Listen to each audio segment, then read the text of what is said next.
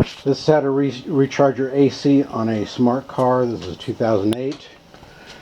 The AC ports are located right here, right underneath the brake fluid thing. There's two of them there.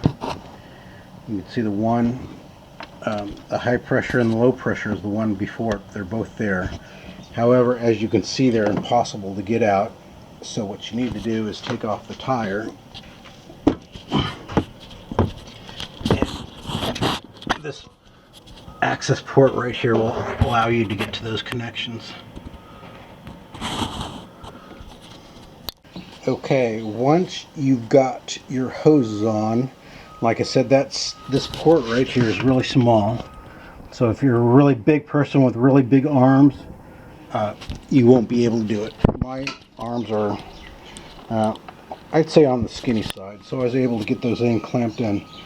So with the engine off, the pressures are equal at 90 pounds on the low side and 90 pounds on the high side. So we're going to turn it on now and see what they are.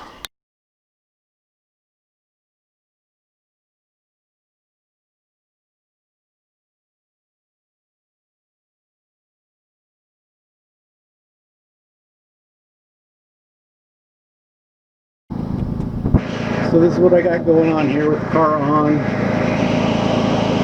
Got like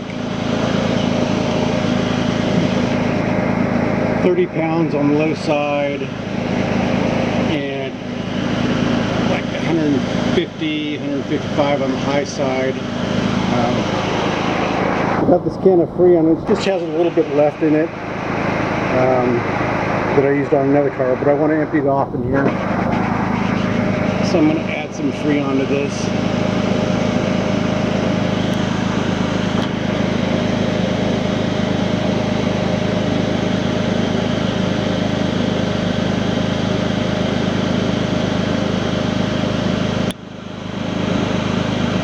Okay, low pressure is coming down to normal. Well, we got another like 5 psi on the high side.